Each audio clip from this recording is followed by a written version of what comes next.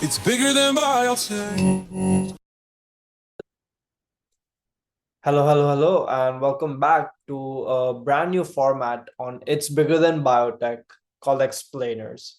We know not everyone has the time to listen to a full length episode, so we're introducing Explainers.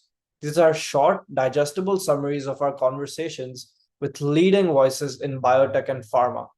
These are designed for people who are on the go who still want to take away key insights and lessons from our episodes.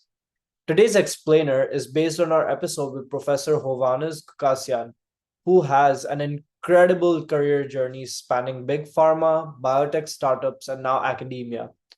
With the help of Notebook LLM, we've distilled his main points into a concise recap you can learn from in just a few minutes. So, without further ado, let's dive into the highlights of Professor Hovik's story and the wisdom he shared. Welcome to The Explainer. Today, we're going to chart a course through the super complex but also really exciting world of biopharmaceutical science. We'll be breaking down the three major career paths you can take. All right, let's just jump right in. This is the big one, right? The question every single person entering this field has to ask themselves. Each path, it's a totally different world, a different culture with its own unique set of challenges. And to really get a handle on this, we're going to follow a map laid out by someone who has actually walked all three of these roads. So, our guide for this is Dr. Hovik, and his journey is pretty incredible. We're talking over 20 years in the trenches, from the massive halls of a pharma giant like Pfizer to the crazy, fast paced world of a startup that got bought by Roche, and now he's in academia as a director at USC. He's literally seen it all, which gives us this amazing ground level view of each of these worlds. All right, section one, the three worlds of pharma, big versus small versus academia. So first things first, let's just set the stage. What are the real core differences here? I mean, you've got to understand the fundamental structure and the culture before you can even begin to figure out where you might fit in. Okay, so think about how these places are actually built.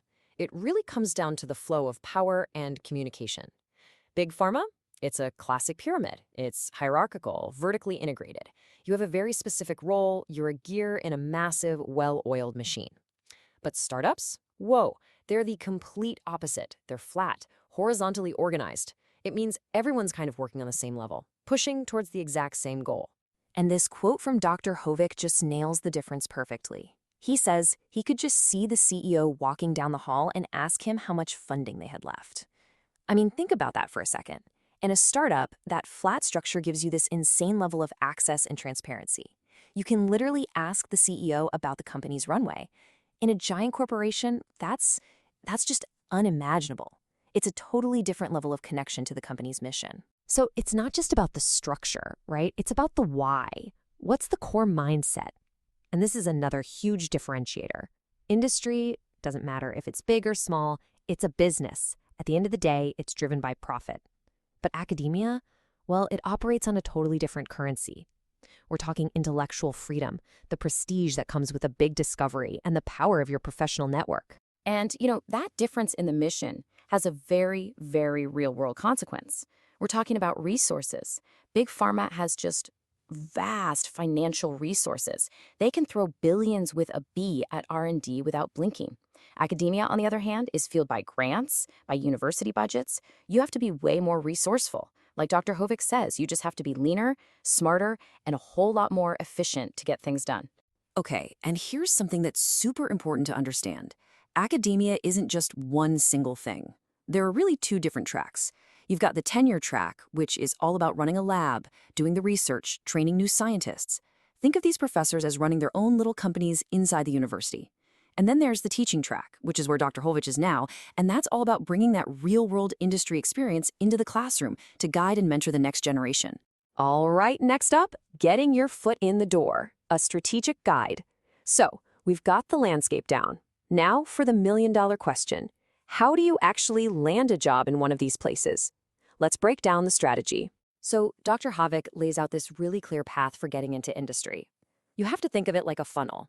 It starts super wide, right, with your online application. Then it narrows. A recruiter screens you. Then you get to the hiring manager. And finally, if you make it that far, you get brought in for what is basically a marathon, a super intense, full-day, on-site interview. This is the big one. You meet the whole team. You give a seminar. It's the ultimate test of not just your science, but your personality and your fit. And this is so important. Once you get past that first paper screening, your degree, your technical skills, that's just table stakes. That's the minimum to get in the game. What really gets you the job are the intangibles. Your personality, your work ethic. Do you have charisma, emotional maturity? Are you a good team fit? They're not just hiring a pair of hands or a brain. They're hiring a person, a colleague they have to work with every single day. So you're probably wondering, how on earth do I prove I have those intangible skills before I even get in the door? Well, you find a tangible metric. And for Dr. Hovik, that magic number was 5. 5 first author publications by the time he graduated. See, in today's world, a scientific publication isn't a solo mission. No way. It's a massive team project. So that number, 5, wasn't just about his research. It was cold, hard proof of his ability to collaborate and to lead a team. The actual degree you choose sends a huge signal, too. It kind of sets expectations for your role. A PhD, as Dr. Hovik puts it, trains you to be a thinker. Your whole job is to ask the questions that nobody has even thought to ask yet. A PharmD, though, trains you to be a doer. You're the expert healthcare professional who knows the standards of care inside and out and is all about perfect execution. And here is a fantastic piece of advice, a real pro tip for your career. It's not about being a generalist or a specialist. The real goal is to be both.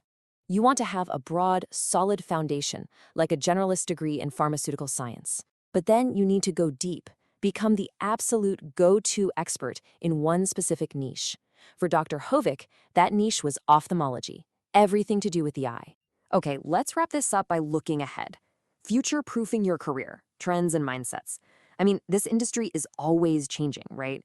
So what are the key trends you absolutely have to know about to build a career that's going to last? Without a doubt, the single biggest driver of change right now is AI, artificial intelligence. Today, we're using it for modeling and simulation, but the prediction for the near future is just staggering. Within the next 5 to 10 years, we will probably see the very first drug get FDA approval that was discovered and developed entirely by a computer. That isn't just an update, that is a total paradigm shift, a game changer. And what this massive wave of technology means is that the very definition of being an expert is changing. I mean, think about it. We live in a world of infinite data. It's available to everyone, everywhere, instantly.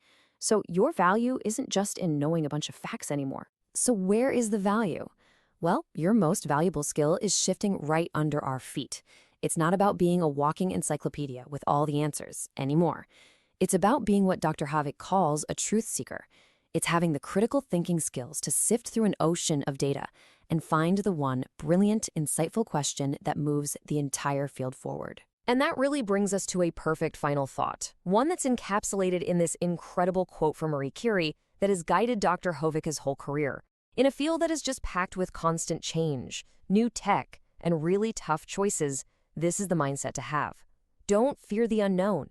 It doesn't matter if it's AI, a big career change, or a crazy difficult scientific problem. Your job, your real mission, is just to understand it,